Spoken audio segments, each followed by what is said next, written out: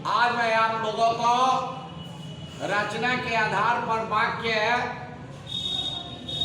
पढ़ाऊंगा। रचना के आधार पर वाक्य के कितने भेद होते हैं, वाक्य किसे कहते हैं।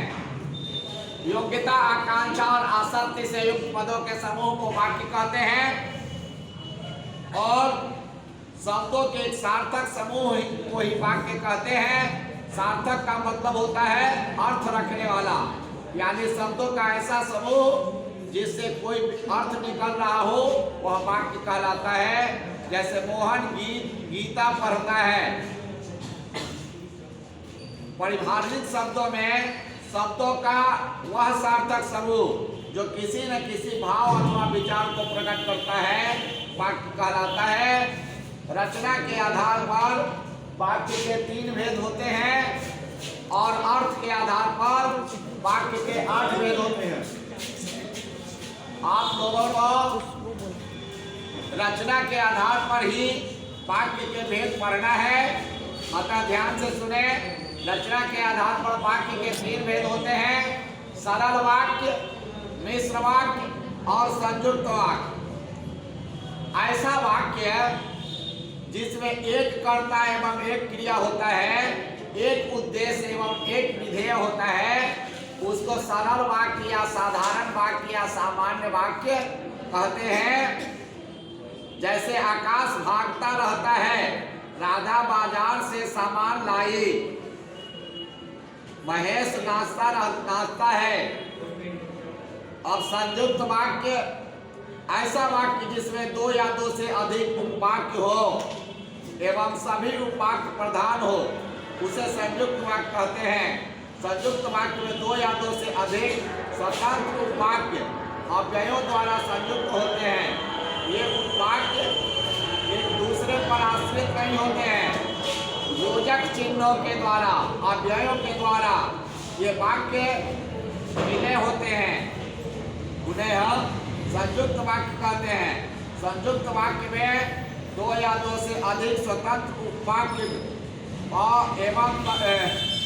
एवं और तथा या अथवा, इसलिए, अतः, फिर भी, तो, नहीं तो, किंतु, परंतु, लेकिन, पर आदि का प्रयोग करके वाक्य को जोड़ा जाता है। जैसे उसने बहुत परिश्रम किया किंतु सफल नहीं हो सका।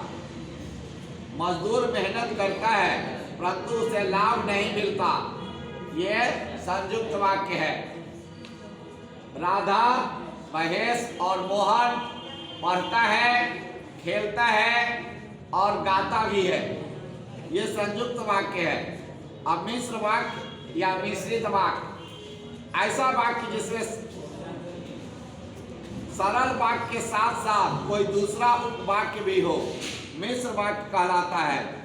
मिश्र वाक्य में एक प्रधान उपवाक्य होता है और एक आश्रित उपवाक्य होता है। जो प्रधान उपवाक्य पर आश्रित होता है उसे मिश्र वाक्य कहते हैं। मिश्र वाक्य की रचना एक से अधिक ऐसे साधारण वाक्यों से होती है जिनमें एक प्रधान वाक्य होता है और दूसरा आश्रित वाक्य होता है। इस वाक्य में उद्देश्य और विधेय के अलावा एक या एक से अधिक समापिका क्रियाएं होती हैं। मिश्र वाक्य में प्रधान वाक्य को आश्रित वाक्य से जोड़ने के लिए जो, क्योंकि, जितना, उतना, जैसा, वैसा, तब, तहाँ, वहाँ, जिधर, उधर आदि का प्रयोग किया जाता है। जैसे यह वही भारत है जिसे पहले सोने की चिड़िया कहा जाता था। जैसा काम करोगे वैसा फल मिलेगा। यदि परिश्रम करोगे तो उत्तीर्ण हो जाओगे। सूर्योदय होगा तो कमल खिलेगा, इत्यादि मिश्र वाक्य है। धन्यवाद बच्चों। आप रचना की दृष्टि से वाक्य के भेद याद करेंगे। रचना की दृष्टि से वाक्य के 3 भेद होते हैं, सरल वाक्य, संयुक्त वाक्य और मिश्र वाक्य। धन्यवाद। सर्वोदय नमस्कार। अब अगले क्लास में